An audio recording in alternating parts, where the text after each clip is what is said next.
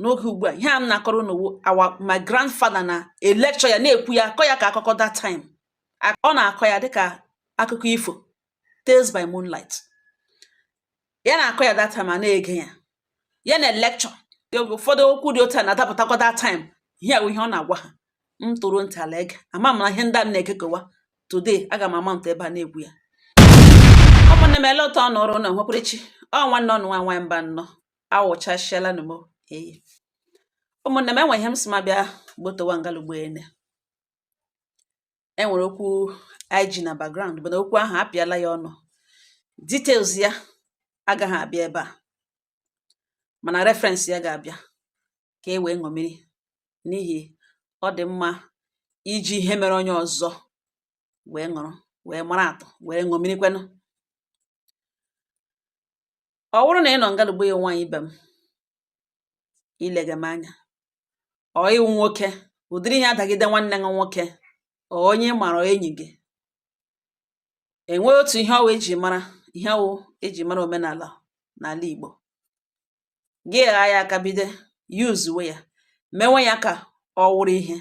achọrọ m ime ka ịghọta that na ala Igbo omenala Igbo a na-eme n'ike omenala Igbo mere accommodate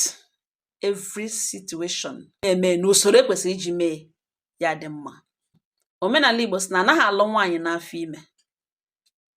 This is to accommodate the young man who is responsible for that pregnancy. Ikekwe ojighị ego at that moment. Naanị ihe ọ nidiri imewu ịkpọrọ that girl ọ tụrụ ime gaa hụ ndị nwe sadi ama nwa ọ nọ atọọla m ime aka m nọ n'ahụ ya ime na ọrụ ọ mụ nwe aga m elepụta ya n'afọ ime ọ mụọ mma kpọrọ ụmụnna m mebie gịnị abịa lụọ ya ọkwa nkwa ka ikwere irukwa ebe ahụ sị na ị ga-elepụta ya n'afọ ime hold your words, choose your words carefully na ị ga-elepụta ya n'afọ ime tiri ruo n'ọmụmụ ya mana ikwuhụ na ị ga-alụ ya is one thing to be a mother and another thing to be a wife. Ikekwa ga agwa ka nwaanyị arụghị mma ka nwoke si ya na-emegeshi ọ bụrụ na afọ ime achana ị ga-agwa ndị nwe na ị ga-elepụta ya n'afọ ime mana ịlụ ya lawụhụ force as long as ị wakpoghị ya n'ike and ọwa dot meghere nwọkwa ya n'obiọma nọrọ ifuli wedat na ya nwekwara ike iri ime na ihe n'ugbo ihe a decision gị na ya abụọ ọwụ na abụọ gara aga ha mmanụ aṅụ ra agaghị anya ya n'isi with marriage by force no ọwụghị obere nwa ka ị wakporo ikekwe gị na-emega ihe ma agwa ya arụghị mma ma afọ ime acha ya ewe onwe ya afọ ime acha mana ị chọghị ịlụ ya n'ihi agwa ya awụhụ ụdịka agwa ị chọrọ ka nwaanyị ga-akpọ nwunye ṅụ nwere and ụnụ agakwa na-achọ ị ga-ewepụ dị nwa ị ga-aga hụ ndị nwe na nwa nọ ime nọ nwa ha nwaanyị rụ n'aka nọ na ọgụ nwa tụrụ ya ime na ị ga-elepụta ya n'afọ ime legatili ya emege na ya amụọ amụcha amara the next thing to do ebe aka ga-aha ngị ya gị lekwana anya ị hụrụ ya wụ nwa n'anya mana ijighị ego afọ ime acha gị kpọrọ ya gaa hụ ndị nwe so this lady this young girl na gịnị abụọ mege ihe na ọnwa ị hụrụ n'anya ọ rụkwala n'ime na isi ka ị bịa gwa ha n'aka nọ n'ahụ ya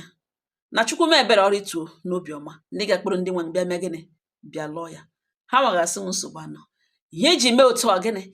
ka ọ ga-akwụkwọ na ọ mụwara nwa ahụ nwee complications ewetaziere ha oji na nwaokorobịa dị otu ejikwere tọọ nwa ha ime ya amụnwa ya nwa ha gaa traditional n'ụdị ọbụla ha jiri gaa imefuru ha nwa ha now ọzọ dị ike ibe ya wee wụrụ the reason eji esi anaghị alụ nwaanyị n'afọ ime omenala mere understand that na nwoke ji ego ga-agakwa ụgwọ isi nwunye before tọọ ya ime nwoke jikwe n'ego ọ bịakwa na ọ chọrọ ịlụ nwaanyị ahụ dị ime bụ afọ dụrụ n'ọnụ ndị obodo agaghị asị na ha agaghị ana ya ihe o jiri bịa ịlụ nwa ha no ọ bịa sị nye list a ga-enye list ya eme ihe n'isi nwaanyị ahụ dị ime iwu ejighị ya enwe ha omenala Igbo si ya dị against it the same omenala Igbo si na na-alụ nwaanyị n'afọ ime ga-anarakwa list ahụ nyekwe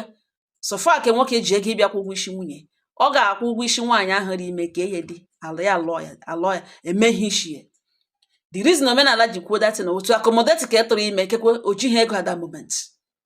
emepe ya ihu na asa na-alụ nwaanyị n'afọ ime mana ịbịa ịlụ nwaanyị that same woman n'afọ ime ka ike dị ịbịa ime ihe n'isi ya a ga-anarakwa m That is omenala Igbo for you. Now, enwe somebody nwaanyị nọ na di, ịlụọla di, iji di, ma di ọ ga-atụwali nwaanyị ime ma ọ gaghị atụwali nwaanyị ime, gị pụọ outside tụrụ ime bata. Omenala si na enyi anaghị agata nwa. Omenala si that na nwa ahụ nwaanyị nọ na di, nwa niile ahụ ọ mụrụ wụ di ya nwe, ma ọ wụ di ya tụrụ ime ma ọ wụ di ya tụrụ ime, na nwa a nwaanyị ahụ ọ mụrụ, nwunye nwoke ahụ mụrụ, na ọ wụ di ya nwe nwa. The reason omenala jiri kwuo otu awụ, omenala mere understand that na ụfọdụ ụmụ nwoke agaghị atụwali nwaanyị ime, mana ha nwere ike, dịka oge mbụ, nwoke nwere ike hụ na ọ gaghị atụwali nwaanyị ime, nwanne ya nwoke amụọrọ ya nwa. Ọ ya kpatara nwa ahụ niile nwanne ya nwoke mụrụ tụrụ nwunye ya ime ọ mụọ, n'aha ya ka ọ mụrụ ya, ọwa aha ya ka o sekọrọ, ya nwa ka ọ mụrụ ụmụ ahụ. Ọ ihe merenụ omenala ji sị na nwaanyị anọ na di, na nwa niile ọ mụrụ di ya ka ọ mụrụ ya. Enwere ndị ekwerekwu ihe ahụ, enwere ndị ekwe secure that situation. Mind you, mgbe ụfọdụ n'oge mbụ ahụ, mgbe ụfọdụ oke nwoke ahụ na-aga arịọ nwanne nwoke tọọrọ ya nwunye ya ime. Mgbe ụfọdụ ọ na-ewepụrụ anya n'ihi ọma ihe megenụ, nwunye ya ga-atụta ime butere ya. Ọ wụ his consent, ọ nabatara ụmụaka nwunye ya mụrụ. Ọ pụtakwa even though na ọ ga-atụwali nwunye ya ime, ọ wụghị idea ya, ọ wụghị with his consent, ọ maghị ote nwunye ya shiri mee, nwunye ya ga-outside ga tụrụ ime bata, o nwekwara right esi ya nwa ha ga-awụ nwa ya, na ya na-alụgachi, na onwe ebe nwunye ya na ya kwụrụta ime, na ya kpọrọ nwa megịnị gakwuru. Omenala nyekwere that right. Now, ya bụrụ n'oge ka ugbu a na time anyị nọ na ya na, ka gị na di gị lụrụ, ọ ga-atụwali nwaanyị ime, ọ gaghị atụwali nwaanyị ime. Enwere other options, technology, agba ọhụrụ, oloro ọhụrụ, ihe adịgharịala. Ọgọdụ na ọ ga-atụwali nwaanyị ime, enwere several options ọ ga-eji mụọ nwa, mana ọ gaghị achọ ka nwoke ọzọ tampa nwunye. Gị kweta eze n'ihi ya, gaa outside gaga tụrụ ime. Sisi na omenala Igbo si na nwa ọbụla ị mụrụ di gị na ọwụ nwa. A na-akọzi akụkọ DNA, gị na-ekwuzi ya na-atry convince di gị na omenala Igbo si na nwa ọbụla nwunye gị mụrụ na ọwụ nwa gị, na ihe na-agakwana ọ dịkwana necessary. Hello. Ọ wụ eziokwu, omenala si na nwa ọbụla nwaanyị amụrụ di, nwaanyị mụrụ di na ọwụ nwa ya nwa. The same omenala nyekwere that man right ịpụta claim or disclaim. O nwere right ịpụta sị na nwa nọ ịmụrụ na ọwụ nwa ya, na ya gịghị eji eme nwa, na gị mara onye gị na emụrụ ya na ime gịnị gị kpogara nwa ya. Iwu ejighị ya. Omenala Igbo nyere that right. Ụbọchị nta ka anyị chaa na Owerre nchi, asị m ka m bịa gbotowagodo kele ngene otu ụbọchị aga m abịa kọwaa ya detail ya ọfụma. Ọ ngọ ha na m n'ọnụ, udo dịrị ọnụ.